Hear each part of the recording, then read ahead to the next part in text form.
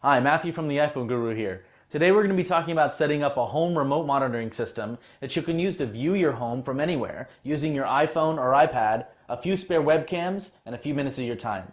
So let's get started. Okay, so let's get started here.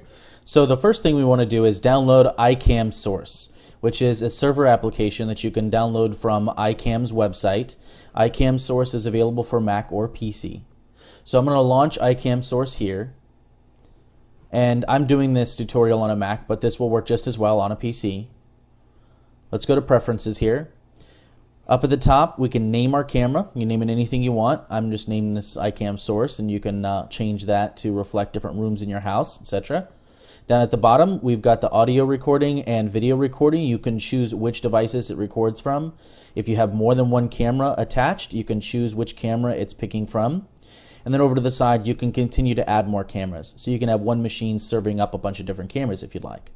I have a different setup where I have multiple machines sending cameras. So I have one camera per machine and I have 3 different machines. So you can see that here, this is my Windows machine serving up a view of my server box downstairs, because sometimes I get lonely and just want to check in on my routers and make sure all the little lights are blinking. So that's serving my downstairs view, and then I have my upstairs view here, and then I will show you my MacBook Air view in just a minute when we go over to the iDevices. You'll notice that at the moment my application, my iCam application, is not running on my iDevices here, but we'll get to that in just a second. So down at the bottom, the only thing that you want to do here in the setup is to add a username and password. This will allow you to log into your cameras from any iDevice once you have this up and running. The second thing you want to do is motion detection. You can enable motion detection here. You can, of course, turn this off if you like. This allows you to send push notifications to your devices, your iDevices, if they sense motion. You can adjust the sensitivity here and even record snapshots of the screen when it senses motion, which is kind of a pretty cool little security system. And then if we hit start at the bottom, it'll fire up the server. Let's go ahead and test that motion sensing right now. So let me give it a little wave there. And you'll notice that we got our little push notifications here on the iDevices, which is nice. So then you can just tap view. We'll launch the iCam application and we'll get the same view as we're getting here. And we'll get a nice little audio doubling, because right now I have it set to record audio. You'll notice there's a slight delay in that. So let's stop that really quick, and I'm just going to go ahead and do no audio here. Start that again. You don't really need the audio, but you could if you wanted to. Once I've started it, excuse me, I can refresh it over here. And then you'll see all of the views from all of my cameras. My MacBook Air over here, my main machine here, and then the downstairs unit there. If you'd like to view any of them, you can tap on it like so, and it'll enlarge it. Double tap, and we'll bring it back down. And that goes for any of the cameras, just like so. So that's it. Now you have a remote viewing monitoring system. I'm just going to go ahead and jump that error out. All right.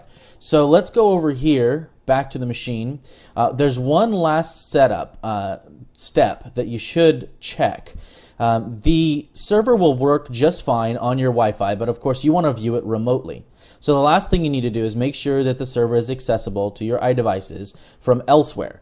So let's go ahead and go over to, I'm just going to grab this here. I already have my router's control panel brought up here, and I've gone to the port forwarding, specifically the port range forwarding tab here, and I've added my iCam sources for the different sources of cameras. You'll notice that the range starts at 12,000 and ends at 12,100. You can specify a different port forwarding range here if you don't want to stick with the default. Something more obscure will be more secure. So over here to the right, you'll notice the IP address. These are the IP addresses of the computers that I have running the iCam source application here on the local network.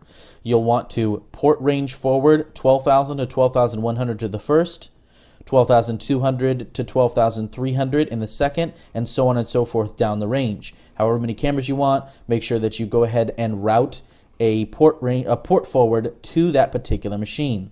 Remember that if you're running multiple cameras on one computer, you only need one port range forwarding. So you don't need multiple port range forwardings unless you're doing more than one different machine. And that's it. So that's how you run a home security viewing system that you can view on your iDevices, your iPhones or iPads. And that's about it. So thank you very much for watching. And if you have any questions or any comments, please visit the website at theiPhoneGuru.net. And please do subscribe to my YouTube channel as well. Thank you very much.